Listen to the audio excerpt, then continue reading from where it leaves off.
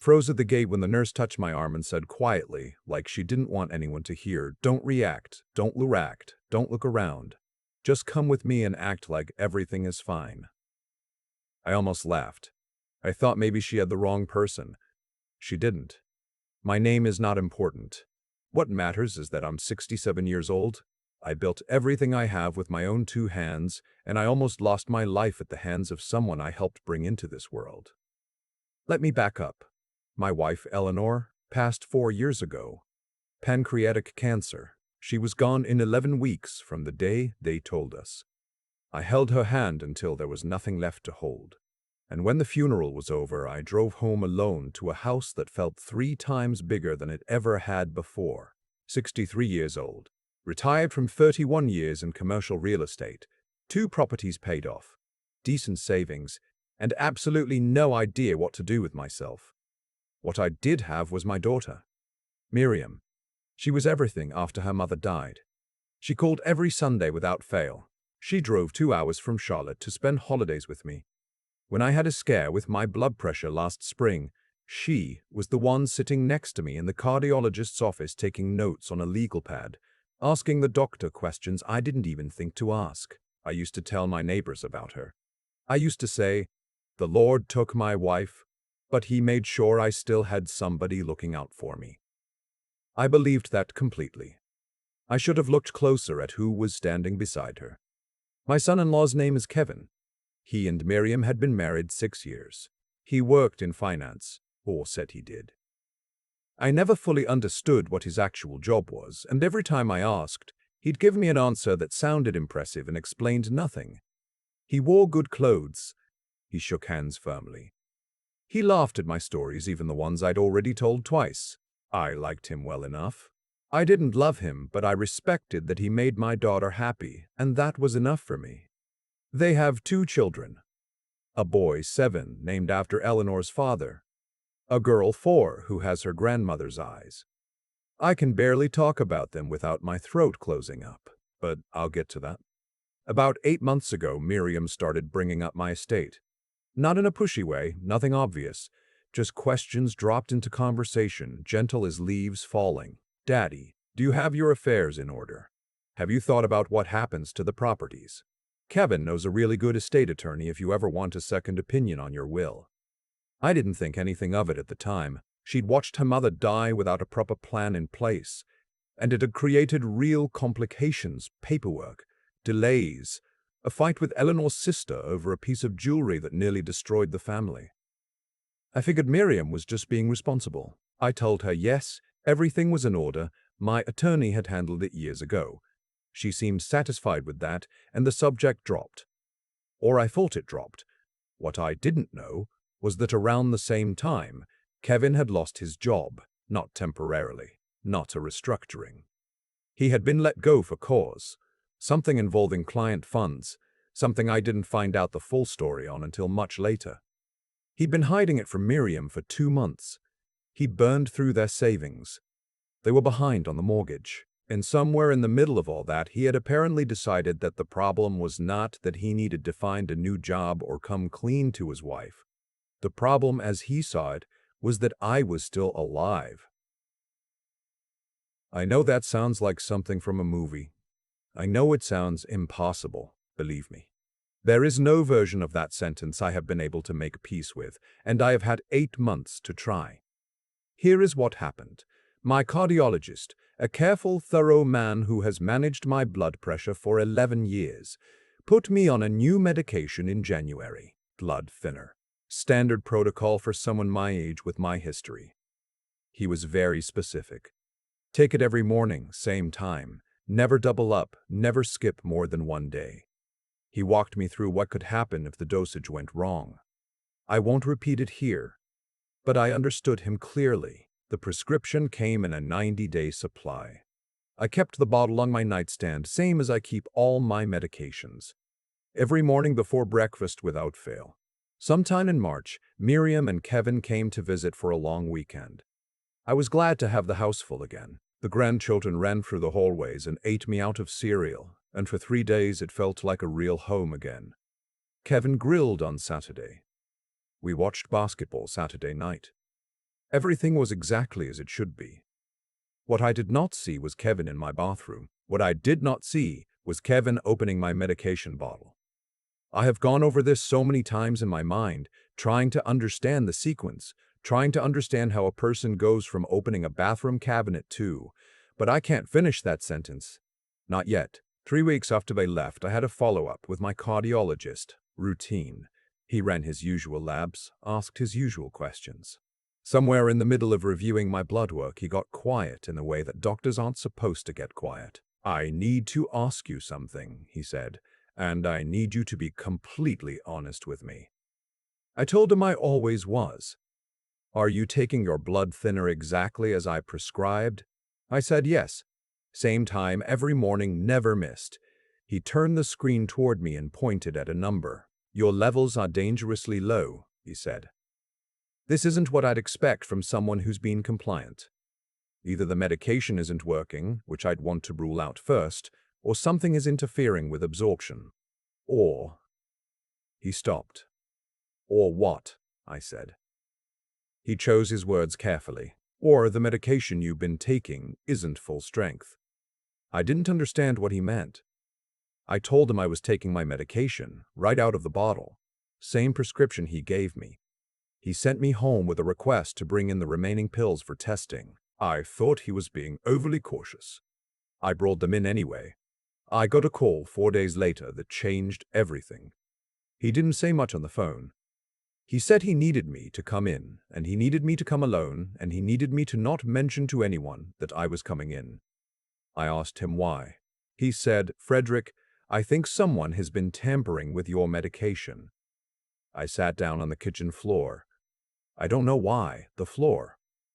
I just couldn't stand up anymore. A portion of my pills, not all of them, not in a way that would be obvious, had been replaced with something that looked identical but wasn't.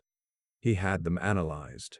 The substitution had been done carefully, methodically, spaced in a pattern that would cause my levels to drop gradually, rather than all at once.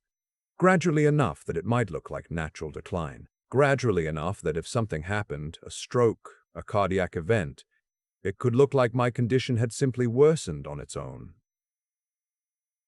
I drove home and I sat in Eleanor's chair in the living room, the one by the window she always liked, and I did not move for a very long time. My cardiologist had already made a call before he called me. He had a professional obligation, he explained, and I understood that, and I did not blame him for it. Within 48 hours, there were people involved that I had not invited into my life. A detective from the county sheriff's department, a woman who was quiet and precise and very good at her job, and eventually a contact at the state attorney's office. They asked me a series of questions I am not going to repeat here. Some of them were about my state, some of them were about Kevin, some of them were about the weekend in March. I answered every single one. What followed was several weeks of the longest silence of my life. I was told to behave normally, to keep taking my medication, the real medication which my cardiologist now dispensed directly, in person, confirmed. To not change my routine, not confront anyone, not give any indication that I knew anything at all. If you have never had to sit across from your daughter at Sunday dinner and smile and talk about the weather while knowing what you know, I hope you never do. I hope you never know what that feels like. I sat there looking at my grandchildren, and I thought about the word gradually. I thought about a stroke that would have looked natural. I thought about my estate in order. I could not look at Kevin. I looked at the wall behind him. I looked at my plate. I said his name twice all evening, and I could not say it a third time. Miriam. My Miriam. She served me seconds without being asked because she knows I always want seconds but never ask. She told me her daughter had been asking to call me more often, that the little one had apparently decided I was her favorite person. She laughed about that in the way she laughs, head tilted, one hand over her mouth. Her mother used to laugh exactly the same way. I excused myself after dessert and stood in my bathroom with the door locked and the water running, and I told to Eleanor in my head the way I have done every single day since she left. I asked her what I was supposed to do. I asked her how this was possible. I asked her how this was possible. I asked her if Miriam knew. That question was the one that was eating me alive. The detective told me several days later that as far as they had been able to determine, Miriam did not know. Kevin had operated alone. Whether his plan extended to her eventually, whether he had thought that far, she said she couldn't speak to that. But the evidence they had assembled pointed only to him. I cannot tell you whether that made it better or worse. In some ways, it was a relief so overwhelming I had to sit down again. In other ways, it raised a question I still don't have a clean answer to. How do you watch your daughter every week, love her the way I love her, and not know what's living in your house with her? The answer is, you can't always know. That's not a comfortable answer, but it's the true one. Kevin was taken into custody on a Thursday morning at his office. The temporary one he'd apparently been using, still pretending to work, still maintaining the performance of a man who had his life together. I was not there for it. I did not want to be. I was at my kitchen table with a cup of coffee when my phone rang, and it was the detective saying it was done. I said, "Thank you." I hung up. I refilled my coffee. I sat back down, and then I called Miriam. That is the conversation I will carry with me for whatever years I have left. I have survived a lot of hard things. I buried my parents. I buried my wife. I built a life from nothing more than stubbornness and a willingness to get up earlier than everybody else. I thought I knew what hard felt like. I did not know what hard felt like until I heard my daughter answer the phone in that ordinary way she always answers, "Hey, Daddy." And I had to say, "Baby, I need you to sit down." She screamed when I told her. Not right away. At first, she was very quiet. The way you go quiet when something is too large for your mind to take in all at once. Then she started asking questions, rapid and overlapping, and somewhere in the middle of those questions she broke. Not broke like crying. Broke like something structural, giving way. I have never heard a sound like that from her, and I pray I never do again. She drove to me that night, walked in the door at 11:30, still wearing the clothes she'd apparently been in when I called. No bag, nothing. Just her. She held on to me in the doorway for a long time, and I let her because there was nothing to say that would matter more than that.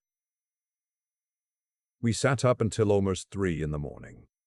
She asked me questions I answered as honestly as I could. She cried. I cried, though I'll admit that part surprised me. I had thought I was past crying, but apparently grief doesn't consult her expectations. She asked me twice if I thought she knew, and I told her twice that the people who investigated this had no reason to believe she did, and that I believed them, and that I believed her. She asked me what was going to happen to her children. That one stopped me for a moment. I told her the truth.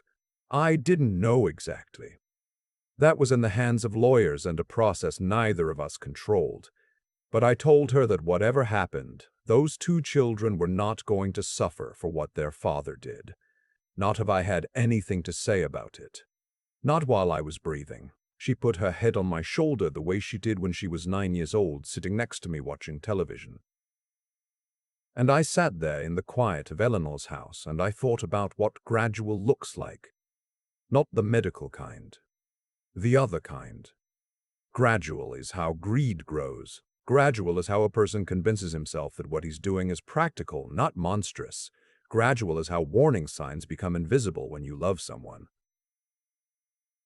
I think about what my wife would have seen that I missed. Eleanor had a way of reading people that was close to supernatural.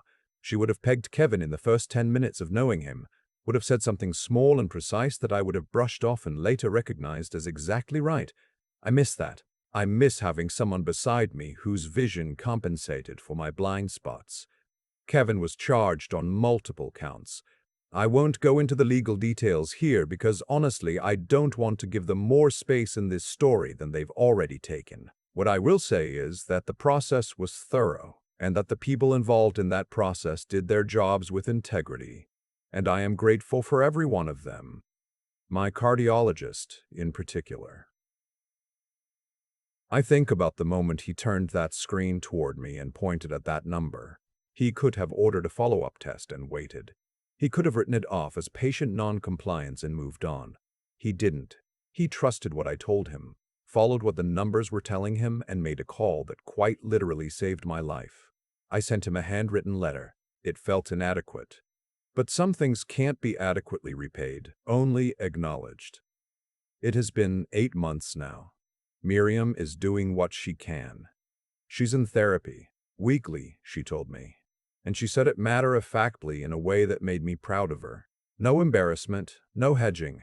The children are adjusting in the way children adjust, imperfectly, day by day, with sudden bursts of sadness and equally sudden bursts of pure ordinary joy that remind you why you protect them in the first place. My grandson asked me last month why Daddy wasn't coming to his birthday party. I told him that sometimes grown-ups make choices that change where they get to be, and that it wasn't his fault, not one bit of it, not ever. He nodded very seriously in the way 7-year-olds nod when they're filing something away for later. My granddaughter still calls me her favorite person. I have decided to take that seriously and live accordingly. I updated my will. New attorney. Full review. Every clause examined. Not because I'm afraid, but because I understand now, more than I ever have, that taking care of the people you love is not something you can afford to leave vague. Eleanor tried to tell me that for years. I should have listened sooner. I still sit in her chair by the window most evenings. I still talk to her. I told her about all of it, every piece, in the order it happened. I told her about the detective and the pills and the phone call and Miriam on the doorstep at 11:30. I told her about sitting on the kitchen floor.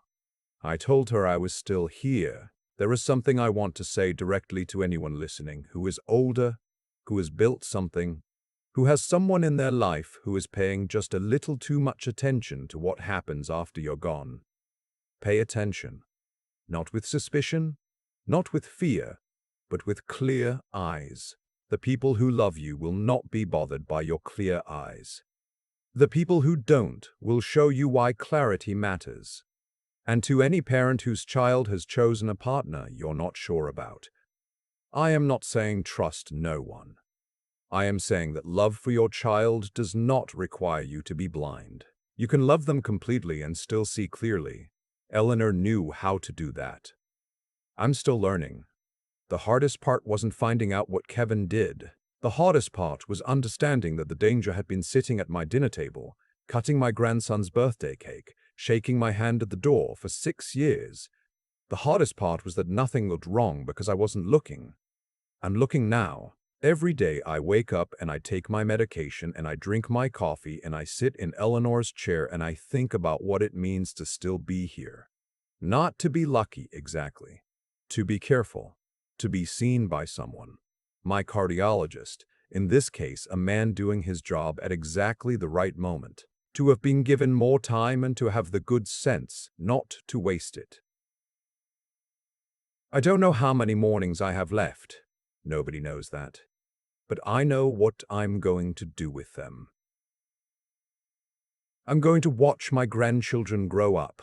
I'm going to sit with my daughter on Sunday evenings and not say very much and not need to. I'm going to answer the phone every time it rings, because you never know which call matters until you're already in the middle of it. And I'm going to keep talking, because somebody needs to hear this and I happen to still be around to say it. I keep thinking about the word gradually, not the medical definition, the other kind. The kind that describes how a person talks themselves into doing something monstrous one small step at a time, until the original line they would never cross is so far behind them they can't even see it anymore. Kevin didn't wake up one morning and decide to be the man he turned out to be. That took time. That took small choices, then smaller justifications, then silence where honesty should have been. That's how it always works. Not all at once. Gradually. And I think about my own gradually, too, because I wasn't paying attention the way I should have been.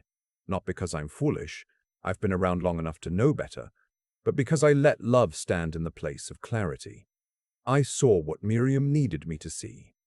I shook Kevin's hand and accepted the handshake. I told myself that a man who grills on Saturday and laughs at your old stories is probably a decent man. That's not wisdom. That's comfort. There's a difference, and it cost me more than I want to calculate. What saved me wasn't luck. It was my doctor doing his job with integrity. looking at a number that didn't add up and refusing to let it go. That's what clear thinking looks like in practice. Not dramatic, not loud. Just a man who saw something that didn't fit the pattern and asked the right question instead of moving on. I owe him my life because he didn't take the easy interpretation, he took the true one. There's a lesson in that for all of us. The truth is usually available if you're willing to look at it directly instead of looking at the version of it you'd prefer. I think about what I want to leave my grandchildren. Not the properties, not the accounts. Those are just paper. What I want to leave them is this, that the quality of your character is the only thing that actually belongs to you. Kevin had access to everything a man could want. A good wife, healthy children, a father-in-law who asked no questions and wished him well. And he burned all of it because he never learned how to want things honestly. He never learned that what you build by your own effort is worth more than what you take. Nobody taught him that. Or if they did, he didn't believe it. I don't say that to excuse him. I say it because I'm going to make sure my grandson understands it before he's old enough to make the kind of choices that can't be undone. And then there's Miriam. Watching her walk through this has been one of the hardest things I've ever witnessed. Harder in some ways than watching her go through it myself. Because there was nothing I could do except stay. She didn't fall apart. She asked hard questions. She sat with answers she didn't want, and she kept getting up. That kind of endurance is not something you're born with. It's something you grow, slowly, through every difficult thing you survive before the worst one arrives. Eleanor raised her right. I hope I helped. I'm still here. That's the whole point, really. I'm still here, and I intend to use that.